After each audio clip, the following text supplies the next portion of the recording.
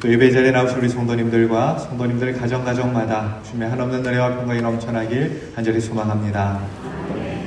일본의 뇌성마비 시인 미즈노 겐조라는 사람이 있습니다. 10살이던 초등학교 4학년 때 열병을 심하게 앓고 뇌성마비 장애인이 되었습니다. 목 아래 부분이 다 마비가 되었어요. 얼굴도 마음대로 움직일 수 없었고 말도 할 수 없었습니다. 할 수 있는 것이라고는 눈만 이렇게 깜빡이는 것, 그거 하나 할 수 있었어요. 죽고 싶어도 몸이 안 움직이니까 죽을 수가 없는 거예요. 울고 싶어도 눈물을 닦아줄 사람이 없어서 울지를 못했습니다. 하루하루 살아가는 것이 지옥이고 고통이고 절망이었습니다. 그런데 어머니가 운영하시는 가게에 빵을 사러 한 목사님이 방문을 하셨는데, 그분이 이 미즈노 겐조의 모습을 보고는 선물을 하나 하고 가셨는데 성경책을 주면서 이 책을 꼭 읽어보렴이라고 말을 하고 가셨습니다. 그래서 그 다음 날부터 이 어머니 우메지 여사가 이 아들에게 성경책을 읽어주기 시작했습니다. 바로 그때 예수님께서 이 겐조를 만나주시고 절망의 나날을 보내던 이 겐조의 운명을 바꾸어 주셨습니다. 미즈노 겐조가 읽은 말씀 중에 가장 큰 은혜를 받았던 말씀이 고린도후서 12장 9절에 나에게 이르시기를 내 은혜가 내게 족하도다. 이는 내 능력이 약한 데서 온전하여짐이라 하신지라. 이 말씀이 그에게 너무나 와닿았습니다. 얼마나 주님의 은혜가 감사한지 겐조의 입에서 감사가 터져 나왔습니다. 내가 온몸을 움직이지 못하고 내가 불구가 되어서도 나 같은 죄인, 죽으려고 밤낮 마음속에 죽음을 품고 절망 가운데 살았던 나를 구원해 주시니 너무나 감사했어요. 그래서 주님 감사합니다. 주님 감사합니다. 주님 감사합니다. 날마다 그렇게 고백하면서 그가 살았답니다.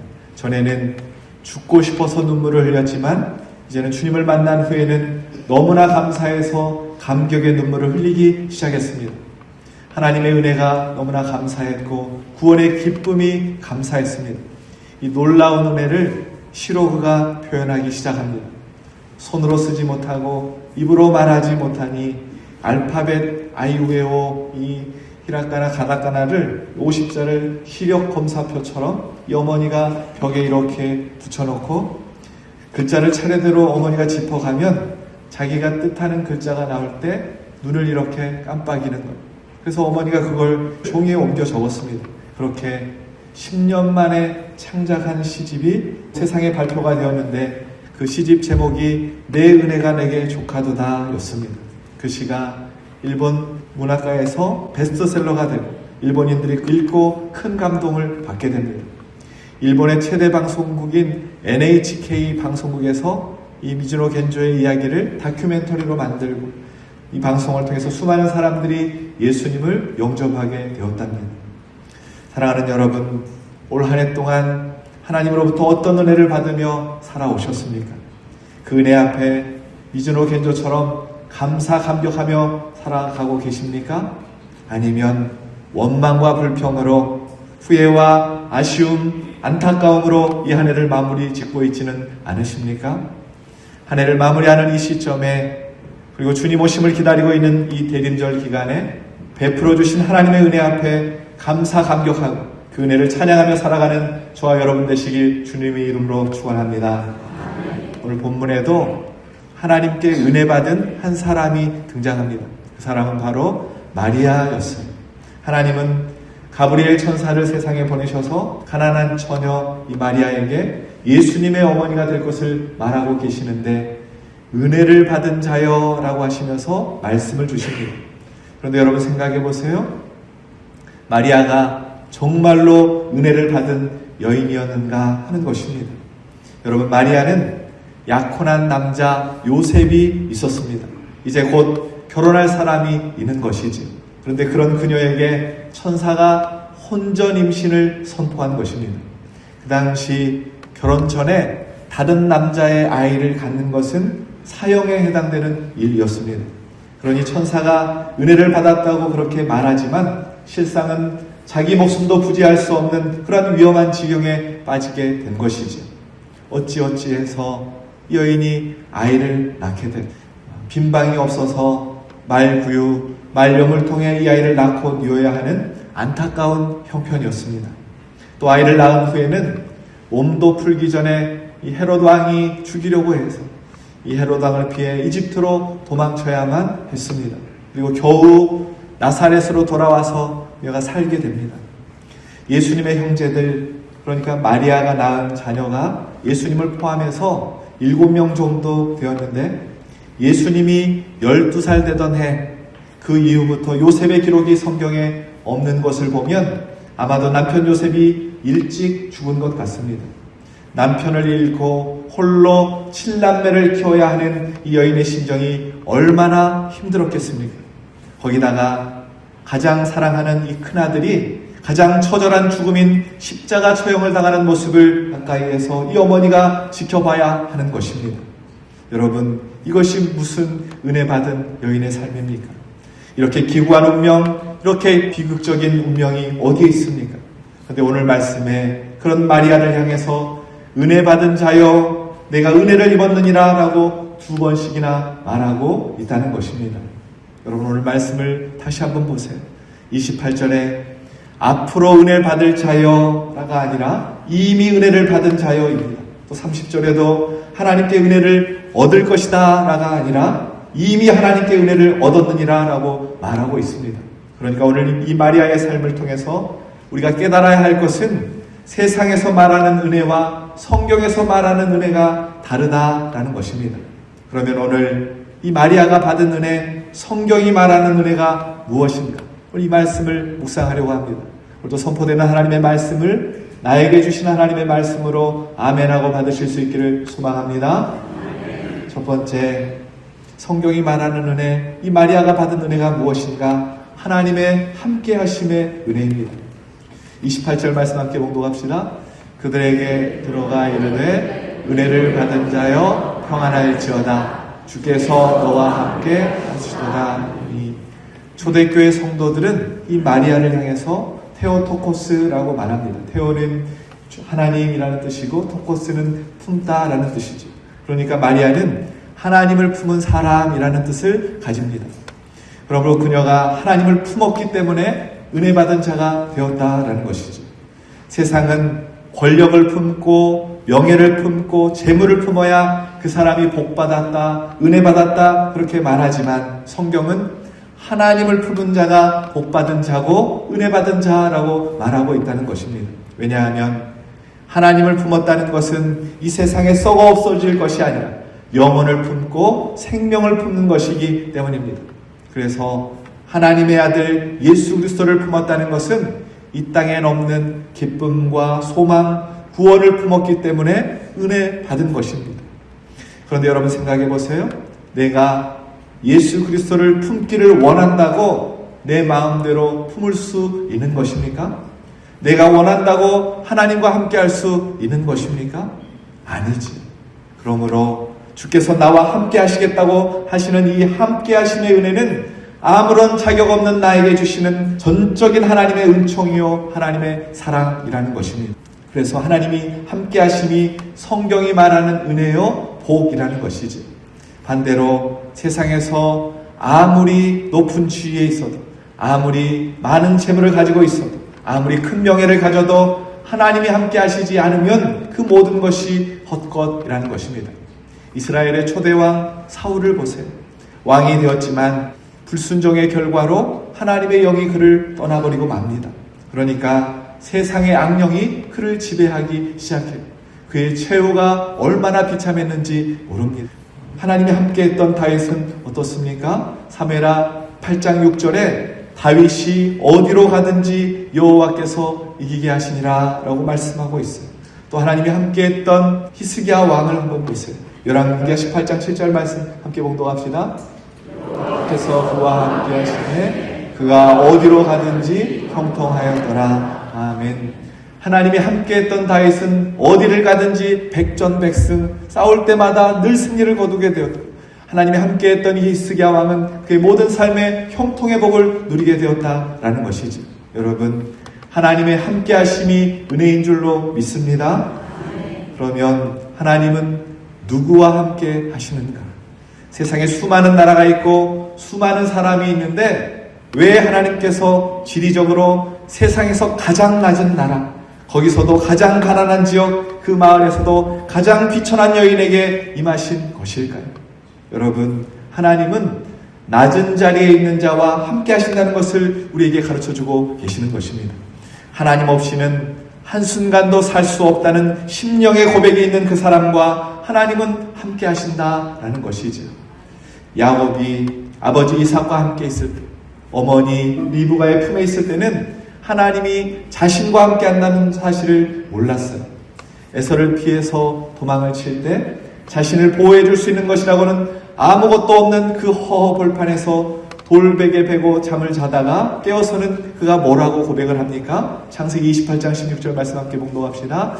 야곱이 잠이 깨어 이르되 여호와께서 과연 여기 계시거늘 내가 알지 못하였도다. 아멘. 하나님이 누구와 함께 하시는가? 하나님 외에는 붙들 것이 없고 하나님 외에는 의지할 것이 없고 하나님 없이는 살 수 없는 낮은 마음, 외롭고 비천한 마음, 가난한 마음에 하나님이 함께 하신다라는 것입니다. 그래서 예수님께서도 심령이 가난한 자는 복이 있다라고 그렇게 말씀을 하세요. 가난하다는 것은 배고픈 것입니다. 배가 고프면 여러분 뭐가 생각이 나죠? 배가 고프면 생각나는 것이 음식밖에 없어요. 심령이 배가 고프다는 것은 생각나는 것이 하나님밖에 없다는 것입니다. 다윗의 심령이 배가 고팠을 때, 사울왕에 의해서 사망의 음침한 골짜기로 쫓겨다닐 때 그가 이렇게 고백합니다. 시편 23편 4절 말씀 함께 봉독합시다. 내가 사망의 음침한 골짜기로 다닐지라도 해를 두려워하지 않을 것은 주께서 나와 함께 하시니라. 주의 지팡이와 막대기가 나를 안위하시나이다. 아멘. 다윗은 지금 내 삶이 완전히 망가지고 내 건강이 다 찢겨져서 이 세상에 소망이 없는 그 자리에서 주님께서 함께 하시는 은총을 맛보게 되었노라고 고백하고 있는 것입니다. 바벨론의 침략으로 고난과 위협 앞에서 절망과 두려움에 빠져있는 이 이스라엘 백성들에게 하나님께서 약속을 주십니다. 이사야서 41장 10절 말씀 함께 공독합시다. 두려워하지 말라, 내가 너와 함께하리라. 놀라지 말라, 나는 내 하나님이 되리라. 내가 너를 굳세게 하리라. 참으로 너를 도와주리라. 참으로 나의 의로운 오른손으로 너를 붙들리라. 아멘. 하나님께서 함께해 주시겠다 약속해 주신다는 것이지. 부활하신 예수님께서도 승천하시면서 마지막 제자들에게 약속하신 말씀이 무엇입니까? 마태복음 28장 20절에 너희를 부욕케 하리라, 강건케 하리라, 높은 자리에 오르게 하리라. 그런 약속이 아니라 무슨 말씀을 주시는가? 우리 함께 봉독합시다. 내가 너희에게 분부한 모든 것을 가르쳐 지키게 하라. 볼지어다 내가 세상 끝날까지 너희와 항상 함께 있으리라. 아멘. 여러분, 하나님이 나와 함께 하심이 가장 큰 축복이요 가장 큰 은혜임을 믿으시기를 소망합니다. 여러분, 하나님이 어디 계십니까? 오늘 하나님이 어디 계세요? 오늘 나와 함께 하십니다. 믿으시는 분만 아멘 합시다. 세상 끝날까지 나와 함께 하셔서 우리를 지키시고 보호하시고 인도하시는 그 하나님의 은혜를 누리며 살아가는 저와 여러분 되시기를 소망합니다. 두 번째, 성경이 말하는 은혜는 겸손함이 은혜입니다. 근데 여러분, 우리가 분명히 기억해야 할 것이 있어요. 하나님은 아무나 선택하는 분이 아니십니다. 아무에게나 은혜를 남발하시는 분이 아니세요. 오늘 저와 여러분이 받은 은혜는 결코 값싼 은혜가 아니다라는 것입니다. 하나님은 선택받을 만한 자를 선택하시고 은혜 주실 만한 사람에게 은혜를 베풀어 주신다는 것을 절대로 잊어서는 안 된다는 것이죠. 그러면 이 은혜가 어디로 임하는가? 물이 높은 곳에서 낮은 곳으로 흐르듯이 하나님의 은혜도 마찬가지입니다. 겸손한 자에게 이 은혜가 흘러간다는 거예요. 한번 따라하겠습니다. 겸손이 은혜입니다. 겸손이 은혜입니다. 28절에 천사가 나타나서 마리아에게 은혜를 받은 자여 라고 부를 때, 그때 마리아가 아이고 천사님, 사람 잘 보셨습니다. 제대로 볼 줄 아는 눈이 있는군요. 이렇게 말하지 않습니다. 마리아가 어떤 반응을 보입니까? 29절 말씀 함께 공독합시다. 처녀가 그 말을 듣고 놀라 이런 인사가 어찌함인가 생각하네. 놀랐다라는 것입니다. 어머머, 말도 안 돼요. 나 같은 여자가 무슨 하나님의 은혜를 받아요? 그러면서 깜짝 놀랐다는 것입니다. 그리고 38절에 보면 마리아는 자신을 여종이라고 표현하고 있습니다. 당시 여성은 천대받던 시대였어요. 인구조사를 할 때 그 수에도 넣지 않았습니다. 포함시키지도 않았어요.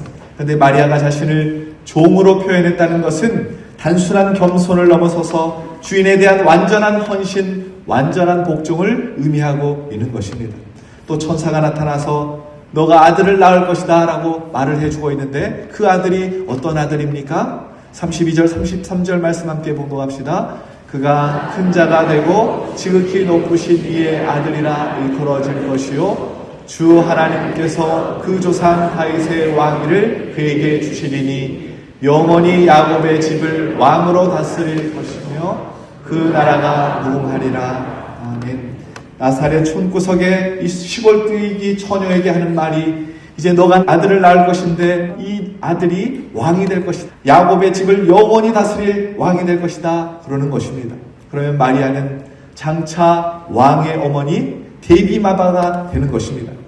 그러자 너무나 기뻐하는 것이 아니라 천사에게 반문을 하는 것입니다. 34절 말씀 이렇게 봉독합시다. 마리아가 천사에게 말하되 나는 남자를 알지 못하니 이 일이 있으리까. 마리아의 이 반응은 하나님의 말씀에 대한 그런 거부나 의심이나 거절이 아닙니다. 그렇다고 해서 무조건적으로 아무 고민 없이 받아들이는 것도 아닙니다.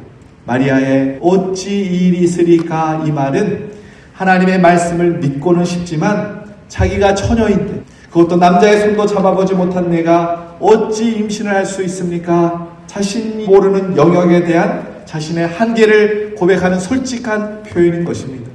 겸손하고 순수한 태도로 하나님 앞에 여쭤보고 있는 행위를 말하고 있는 것입니다. 마치 어린아이가 자기가 이해하지 못하는 영역에 대해서 부모님을 신뢰하고 부모님께 묻는 것과 같은 것이죠. 또한 학생이 선생님께 잘 모르는 문제에 대해서 답을 구하며 여쭈어보는 것처럼 그렇게 순수한 마음으로 겸손하게 이 천사에게 마리아는 여쭈어보았다라는 것입니다. 그러니까 마리아의 겸손 위에 하나님의 은혜가 임하고 있는 것입니다. 여러분, 마리아를 보세요. 자랑할 것이 무엇이 있습니까? 로마에 의해서 망한 나라의 백성 중에서 가장 무시받는 나사렛 출신, 나사렛에서 무슨 선한 것이 나겠느냐 멸시받는 그 마을에서도 가장 가난한 집 딸입니다. 거기다가 성경에 보면 사라나 리브가 바세바는 용모가 고왔다고 절세의 미인이었다고 표현하고 있지만 마리아는 그런 기록도 없습니다. 마리아의 외모가 평범하든지 평균 이하의 외모를 가지고 있었던 것 같습니다. 그런 자신에게 찾아오신 하나님의 은총을 생각하니까 이 마리아가 하나님께 어떤 마음을 가지고 살았는가.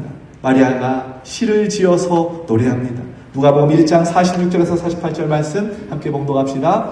마리아가 이르되 내 영혼이 주를 찬양하며 내 마음이 하나님 내 구주를 기뻐하였음은 그의 여종의 비참함을 보라 이제 후로는 안새 나를 복이 있다 일컬으리로다. 아멘.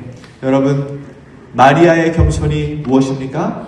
이 모든 일이 내 힘, 내 능력, 내 재주, 내 공로가 아니라 비천한 나에게 찾아오신 하나님의 은총으로 말미암아 이 모든 일들이 되어진 것입니다. 하나님이 하십니다. 하나님이 하셨습니다. 하나님의 은혜입니다. 소망 가운데 하나님을 높이며 찬양하고 있는 것입니다. 바로 이것이 마리아의 겸손이었습니다. 오늘 갈릴리 나사렛에서 벌어진 이 사건은 400년의 침묵을 깬 하나님께서 다시 말씀하신 계시가 시작된 사건입니다.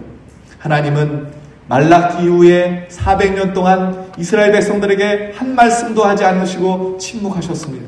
그런데 이 하나님의 입술이 열린 시간이 바로 이 시간이라는 것이죠. 오늘이라는 것이죠. 그런데 놀라운 것은 당시에 가장 높은 자리에 있는 왕이나 대제사장에게 말씀하신 것이 아니고 가장 촌구석에 있는 이 시골뜨기 처녀에게 하나님이 하나님의 말씀을 계시하셨다라는 것입니다. 하나님께서 무엇을 말씀하시려고 하는 것일까요? 하나님의 은혜가 겸손한 자에게 임한다는 것을 우리에게 가르쳐주고 있는 것입니다. 그러니 여러분, 성도라는 딱지를 붙이고 다니면서 절대로 교만하게 사시면 안 됩니다. 어느 곳에 있든지 무엇을 하든지 늘 겸손하게 사셔서 하나님의 은혜를 맛보고 살아가는 유독교회 모든 성도님들 되시길 예수 그리스도의 이름으로 축원합니다. 마지막으로 하나님이 말씀하시는 은혜, 마리아에게 임한 은혜, 성경이 말하는 은혜가 무엇인가? 믿어지는 것이 은혜입니다. 38절 말씀 함께 봉독합시다. 마리아가 이르되 주의 여정이오니 말씀대로 내게 이루어지이다 하매 천사가 떠나가니라. 아멘.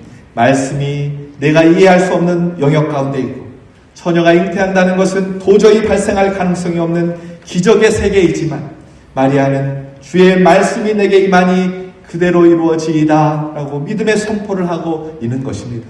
세상 사람들에게 아무리 복음을 증거하고 하나님의 능력을 아무리 선포해도 믿지를 않습니다. 여러분, 내가 보이지 않는 하나님이 믿어진다면 그것은 내가 하는 것이 아닙니다. 하나님께서 믿게 해주시는 것입니다. 에베소서 2장 8절 말씀 함께 봉독합시다. 너희는 그 은혜에 의하여 믿음으로 말미암아 구원을 받았으니 이것은 너희에게서 난 것이 아니요 하나님의 선물이라. 아멘. 우리의 믿음이 하나님께서 우리에게 주신 선물이라는 것입니다. 그러면 오늘 마리아가 믿은 이 말씀이 무슨 말씀인가? 37절 말씀 함께 봉독합시다. 대저 하나님의 모든 말씀은 능하지 못하심이 없느니라. 아멘. 이 말의 능력은 이 말 자체보다 이 말을 누가 하느냐에 따라서 그것이 실없는 말이 될 수도 있고 그것이 능력의 말이 될 수도 있는 것입니다. 그런데 지금 마리아가 대면하고 있는 이 말씀은 인간의 말이 아니라 하나님의 말씀이라는 것입니다. 하나님의 말씀이기 때문에 능히 하지 못할 일이 없는 말씀이라고 마리아는 믿었다라는 것이죠. 하나님이 주체가 되어서 말씀하시는 분이 하나님이시라면 이 말에는 불가능이 없다. 이것을 마리아는 믿고 있는 것입니다. 여러분, 하나님이 어떤 분이십니까? 무에서 유를 창조하시는 분이십니다. 우리는 어떤 존재로부터 파생된 존재들이지만 하나님은 스스로 존재하는 분이십니다. 쉽게 예를 들면 우리는 차원 속에서 살아가고 있습니다. 그래서 종종 우리는 차원이 다르다, 야, 수준이 다르다, 레벨이 다르다 이런 말을 사용하죠. 차원은 점은 0차원이고 선은 1차원, 면은 2차원이고 공간은 3차원입니다. 여러분, 우리는 몇 차원 가운데 살고 있습니까? 3차원에 살고 있죠. 어떤 과학자가 연구를 했어요. 하나님은 몇 차원이신가? 이렇게 계산을 해보니까 하나님은 시간을 초월하고 공간을 초월하고 한 정점에서 과거, 현재, 미래에 존재하실 수 있고 모든 것을 다 계산해보니까 하나님은 최소 12차원이라고 이렇게 밝혀냈어요. 이것은 무한한 차원을 의미하는 것이고 하나님은 차원을 초월하시는 존재라는 것을 말합니다. 개미는 2차원에서 살아갑니다. 면에서 살아가는 존재들이죠. 개미가 이렇게 공간을 이동할 때는 땅을 기어서 땅을 걸어서 이동을 해가는 것입니다. 그런데 개미의 친구 메뚜기는 차원이 다릅니다.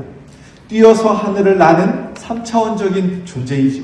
그래서 공간을 이동할 때 뛰어 날아가는 것입니다. 어느 날 개미와 메뚜기가 달리기 시합을 했어요. 출발을 하고 한참을 걸려서 개미가 도착을 했는데 메뚜기는 이미 도착해 있는 것입니다. 개미가 오는 동안에 메뚜기가 오는 것을 못 봤는데 어느 순간 보니까 자기 앞에 도착해 있는 거예요. 그래서 너무나 궁금해서 개미가 메뚜기에게 물었습니다. 메뚜기야, 또 어떻게 왔느냐? 그렇게 물었더니 나는 뛰어서 날아왔단다. 뭐라고? 말도 안 돼. 이건 기적이야. 그러는 거예요. 여러분, 2차원의 공간이동 개념만 있는 이 개미는 3차원을 통해서 뛰어날아오르는 메뚜기의 세계를 알 수가 없는 것입니다. 메뚜기 입장에서는 기적이 아니지. 너무나 당연한 것입니다. 마찬가지예요. 우리는 3차원 속에 살고 있기 때문에 시공간을 초월하시는 하나님의 세계를 기적이라고 말하지만 하나님에게는 기적이 없는 것입니다. 당연한 일인 것입니다. 여러분, 예수님의 생일이 언제입니까? 네, 감사합니다. 12월 25일이라고 우리가 알고 있죠? 그런데 여러분, 엄밀히 말하면 예수님은 2025년 전 12월 25일에 태어난 것이 아닙니다. 영원 전부터 존재하시다가 역사 속으로 들어오신 분이시죠. 예수님이 만약에 남녀의 관계에 의해서 피조된 사람이라면 하나님이 아닌 것이죠.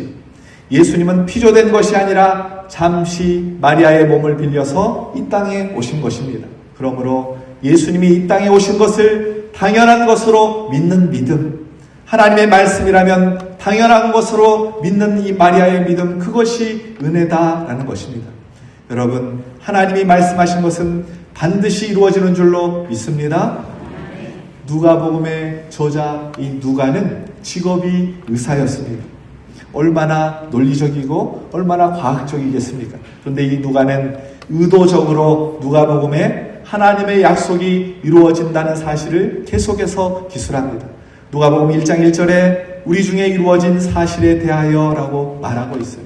1장 20절에도 우리 함께 봉독합시다. 보라, 이 일이 되는 날까지 내가 자가 되어 능히 말을 못하리니 이는 내가 내 말을 믿지 아니함이거니와 때가 이르면 내 말이 이루어지리라 하더라. 아멘. 38절 말씀에서도 말씀대로 내게 이루어지리라. 2장 15절에서도 우리에게 알리신 바 이 이루어진 일을 보자 하고, 의사인 누가는 하나님의 약속, 하나님의 말씀이 이 땅에 어떻게 성취되어 가는가를 기술하면서 하나님의 말씀은 반드시 이루어진다는 것을 믿으라고 우리에게 강조하고 있습니다. 그러므로 은혜가 무엇인가? 하나님의 말씀이 믿어지는 것이 은혜라는 것입니다. 하나님의 말씀이 반드시 성취된다는 것을 믿는 것이 은혜다라는 것입니다. 여러분, 이것이 마리아에게 임한 은혜였습니다. 대림절 마지막 주일을 보내면서 마리아에게 임한 은혜가 저와 여러분에게도 임하기를 소망합니다. 아멘. 말씀을 정리하겠습니다. 여러분, 은혜가 무엇입니까? 주님이 나와 함께 하심이 은혜입니다. 겸손이 은혜입니다. 믿어지는 것이 은혜입니다. 하나님의 말씀이 반드시 성취될 것이라고 믿는 것이 은혜라는 것입니다. 그 은총으로 주님 오심을 맞이하는 저와 여러분 되시길 예수 그리스도의 이름으로 축원합니다.